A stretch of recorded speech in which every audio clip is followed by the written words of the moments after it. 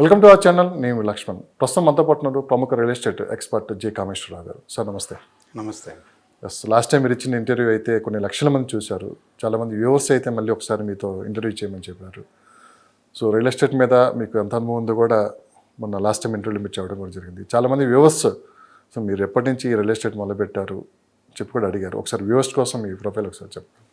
నేను I'm brigadier J Kameswara Rao. 1987 ముందు నేను ఇన్కమ్ ట్యాక్స్ డిపార్ట్మెంట్లో ఉండేవాడిని.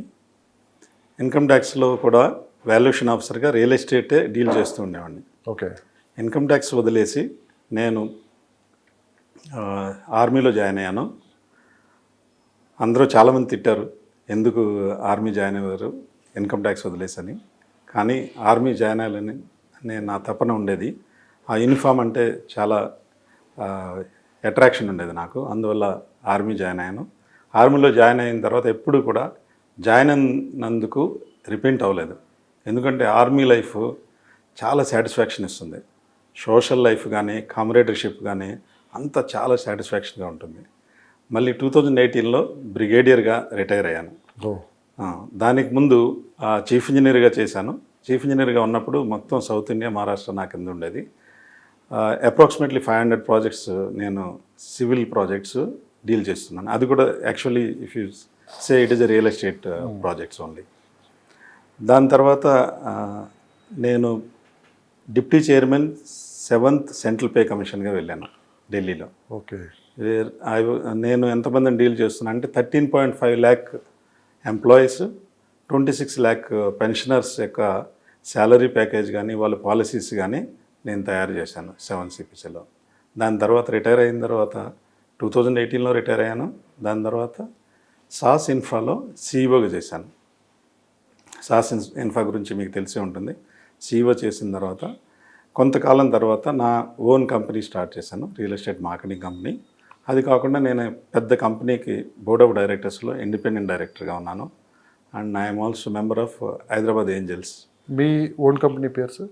New Vision Reality. New Vision Reality. Yeah. So దగ్గర 2018లో మీరు రిటైర్మెంట్ అన్నారు. బేసిక్గా రిటైర్మెంట్ అయిన తర్వాత చాలా వరకు రెస్ట్ తీసుకోవడానికి ఎక్కువ మంది ఆసక్తి చూపుతూ ఉంటారు. మీరేంటి సార్ మళ్ళీ రియల్ ఎస్టేట్ తర్వాత రియల్ ఎస్టేట్లో మీకంటూ ఒక బ్రాండ్ క్రియేట్ చేయడం ఏంటి? మీకు ఇంట్రెస్టా లేకుంటే ఫస్ట్ నుంచి, లేకుంటే ఇంకా నాది రిటైర్మెంట్ వయసు కాదు, నేను ఇంకా ఏదో సాధించాలని చెప్పి మీరు ఇంకా ఈ ఫీల్డ్లో ఉన్నారు? రియల్ ఎస్టేట్ అంటే నాకు చాలా ప్యాషన్. నేను చదివి అందరికీ ఎడ్యుకేట్ చేసి నా ఎడ్యుకేషన్ వల్ల ఇన్వెస్టర్స్ వాళ్ళ వెల్త్ పెరిగితే నాకు చాలా సాటిస్ఫాక్షన్ వస్తుంది. మనీ కోసం అయితే కాదు, నాకు మనీ కోసం వర్క్ చేయాల్సిన పని లేదు. ఎందుకంటే నాకు పెన్షన్ వస్తుంది. నా ఇన్వెస్ట్మెంట్స్ అన్నీ కరెక్ట్గా ఉన్నాయి కాబట్టి దాని ద్వారా వచ్చే ఇన్కమ్ కూడా నాకు ఉండటానికి సఫిషియెంట్ అనమాట. కానీ కంప్లీట్ డిఫరెంట్ ఫీల్డ్ కదా సార్. అంటే మీరు అంతకుముందు ఆర్మీలో చేయటం అదొక డిఫరెంట్ ఫీల్డ్ అయితే ఇది ఒక డిఫరెంట్ సెక్టర్. అంటే ఇన్కమ్ ట్యాక్స్లో ఉన్నప్పుడు నేను రియల్ ఎస్టేట్లోనే డీల్ చేస్తూ ఉండేవాడిని, వాల్యుయేషన్ ఆఫ్ రియల్ ఎస్టేట్. అప్పటి నుంచి నాకు ఇంట్రెస్ట్, నేను బాంబేలో ఉండేవాడిని, అప్పటి నుంచి నా ఇంట్రెస్ట్ రియల్ ఎస్టేట్లో పెరిగిందనమాట. ఆర్మీలో ఉన్నప్పుడు కూడా నేను రియల్ ఎస్టేట్ సెమినార్స్ కానీ కాన్ఫరెన్సెస్ కానీ అవన్నీ అటెండ్ అవుతూ ఉండేవాడిని. హైదరాబాద్ వచ్చినా కూడా నాకు 2 months సెలవులు వస్తే 1 month ఈ మొత్తం హైదరాబాద్ అంతా తిరుగుతూ ఉండేవాడిని. ఎక్కడెక్కడ ఎంత రేట్స్ ఉన్నాయి, ఎలా ఎవరికన్నా అడిగిన వాళ్ళకి మాత్రమే నేను అడ్వైజ్ ఇస్తూ ఉండేవాడిని అనమాట. ఒకప్పుడు రియల్ ఎస్టేట్ అంటే ముంబై, పూణే, చెన్నై, బెంగళూరు. సో మీరు అటువైపు ఎక్కువ మీ జాబ్ పర్పస్ అటు సైడే ఉంటారు. ఎందుకు అటువైపు చూడకుండా హైదరాబాద్ వైపే మీరు మళ్ళీ రియల్ ఎస్టేట్లో? అంటే హైదరాబాద్ నా నేటివ్ ప్లేస్ లాగా, అంటే మా నేటివ్ ప్లేస్ బందర్ అయినా కూడా మేము అందరూ ఇక్కడ హైదరాబాద్లో సెటిల్ అవుతున్నాం కాబట్టి హైదరాబాద్లో ఒక అభిమానం ఉందన్నమాట. ఒక అభిమానమైనా లేకుంటే ఫ్యూచర్ హైదరాబాద్ ఇలా ఉండబోతుందని ఒక విజన్ ఏమన్నా? అది లక్కీగా ఫ్యూచర్ హైదరాబాద్ కూడా గ్లోబల్ సిటీగా డెవలప్ అయ్యి చాలా డెవలప్మెంట్ రావడానికి చాలా ఛాన్సెస్ కూడా ఉన్నాయి. అది నా అదృష్టం అనమాట. నేను ఇక్కడ ఉండటం, అలాగే ఉన్న ప్రదేశంలోని డెవలప్మెంట్ బాగా జరగడం కూడా నా అదృష్టం. ఏంటి మీ మొదటి ప్రయాణం రియల్ ఎస్టేట్లో ఎలా స్టార్ట్ అయింది? హైదరాబాద్లో నా ఫస్ట్ ప్రయాణం 1987లో 10,000 రూపాయలు పెట్టి నేను ట్రైనింగ్ అయిన తర్వాత ఇండియన్ మిలిటరీ అకాడమీలో ట్రైనింగ్ 1 year జరుగుతుంది. చాలా టఫ్ ట్రైనింగ్ అనమాట.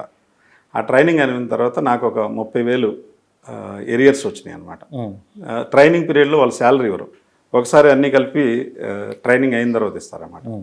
అందులో ఒక 10,000 పెట్టి మియాపూర్లో 300 గజాలు తీసుకున్నాను. అప్పుడు కూడా 10,000కి 300 గజాలు. 300 గజాలు ఏ ఇయర్ సార్ ఇది? 1987లో. ఓకే. ఇప్పుడు దాని వాల్యూ 2.7 crores. 2.7 crores. అవునండి. ఎన్ని సంవత్సరాలు ఈ గ్యాప్? 87 అంటే దాదాపు ఒక 38 30 ఇయర్స్. 30 years పైన. 30 ఇయర్స్ పైన. అవును, 35 years యూ కెన్ సే. ఎన్ని రెట్లు పెరిగింది 2.7 crore అంటే? అంటే 270 times. ఎస్. 270 times పెరిగిందనమాట. అప్పటి నుంచి స్టార్ట్ అయింది. మధ్యలో కూడా వేరియస్ ప్లేసెస్లో గాజుల రామారంలో ఇన్వెస్ట్ చేశాను. 1/2 acre ల్యాండ్ నేను 14.5 lakhsకి తీసుకున్నాను గాజుల రామారంలో. ఒక ఎకరా? 1/2 acre. హాఫ్ ఎకరా అంటే ఎకరం you can say 30 lakhs. 30 lakhs. అవును. అది వచ్చేసి 2005 ఆ ప్రాంతంలో తీసుకున్నాం అనమాట. అది కూడా ఇప్పుడు 30 crores, 20 crores నుంచి 30 crores మధ్యలో నడుస్తుంది. దాని తర్వాత నేను చాలా ఫ్రెండ్స్కి అందరికీ అడ్వైజ్ ఇస్తుండేవాడిని.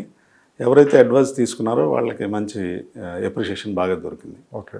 మంచి ప్రాఫిట్స్ వచ్చాయి. ప్రాఫిట్స్ వచ్చినాయి. సో రియల్ ఎస్టేట్లో కూడా మంచి లాభాలు చూశారు మీరు? లాభాలు చూసాము.